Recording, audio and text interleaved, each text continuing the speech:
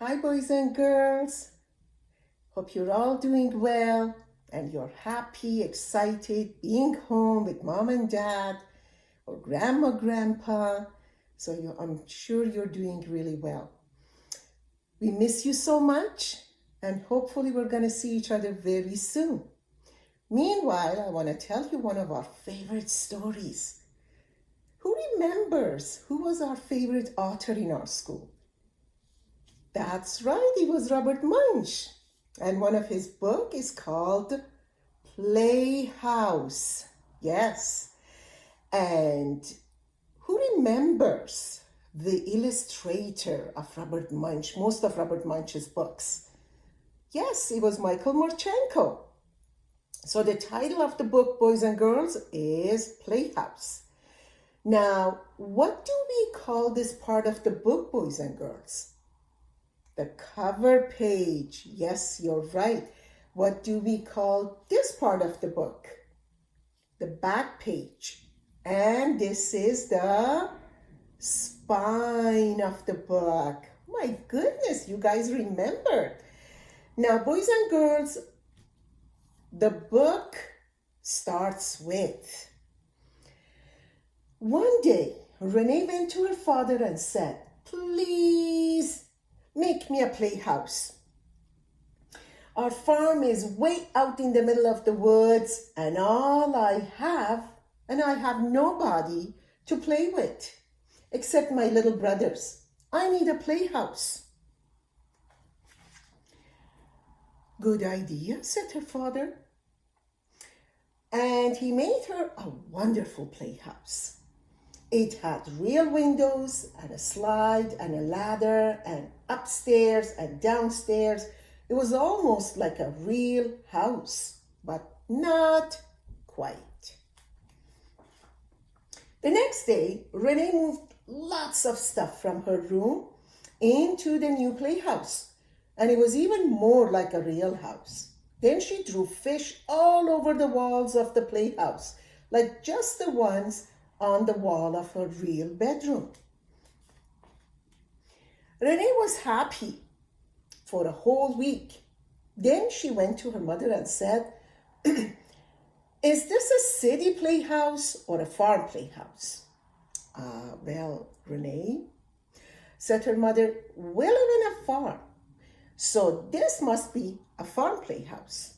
"Good," said Renee. "If it's a farm playhouse, it needs a play barn." "A play what?" said her mother. "A play barn," said Renee. "I've never heard of a play barn," said Renee's mother. But she was such a nice mother, like all the mommies, that she built Renee a play barn. It took her 2 weeks. Renee moved some hay and some chickens from the real barn into her play barn, and it was almost like a real barn, but not quite. Then Renee went to her father and said, "I need a play cow." "A play what?" said her father. "A play cow." Renee said, "A farm playhouse needs a play barn, needs a play cow." "I can't build a play cow," said Renee's father. "And the play barn is not big enough for a real cow." Because you know, boys and girls, cows are big. "No problem," said Renee. "How about you give me a goat and paint it so it looks like a cow? And then I will have a play cow." So Renee's father got her a goat and painted it so it looked like a cow.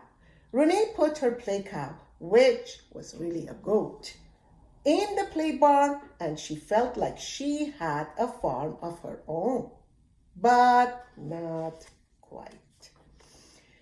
Then Renee went to her father and said, "My play farm is out in the middle of the woods, just like our real farm. So it needs the tractor and the bulldozer and the tree snipper and the log chopper. Why don't you just park them by my playhouse and then you will not have to make me anything new?" So her father parked the tractor and the bulldozer and the tree snipper and the log chopper beside the playhouse, and Renee played quite nicely for a whole month. Then Renee went to her mother and said, "A farm playhouse needs a play barn, needs a play cow, needs a play tractor, needs a play mommy, and a play daddy." "A play who and a play what?" said her mother. "A play mommy and a play daddy," said Renee. "No," said Renee's mother. "You already have a real mommy and a real daddy. You don't need a play mommy and a play daddy. The real ones are too bossy," said Renee. "Huh?" said her mother. "I'm not going to make you a play mommy and a play daddy." So Renee cut out a cardboard play mommy and a cardboard play daddy and stuck them on the side of her playhouse. And while she was at it, she made 2 play brothers. When Renee came in for dinner, there was a scarecrow sitting in her chair. "What's that?" said Renee. "That," said her mother, "is my play Renee. She's always nice and never bossy. You can eat play food out in the playhouse with your play mommy and your play daddy." Renee said, "Well, play Renee and I are going to go outside." Then the real Renee took play Renee and fed it to the play cow, which was really a goat. The goat ate all the clothes and all the straw, and soon play Renee was completely gone. Then Renee walked into the kitchen and gave her mother a kiss. "Was that a real kiss or a play kiss?" asked Mom.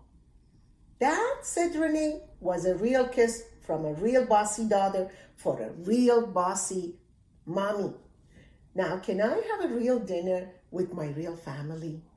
"No problem," said her mother. "I like real bossy kids better than play kids anyway." And everyone had a real wonderful dinner.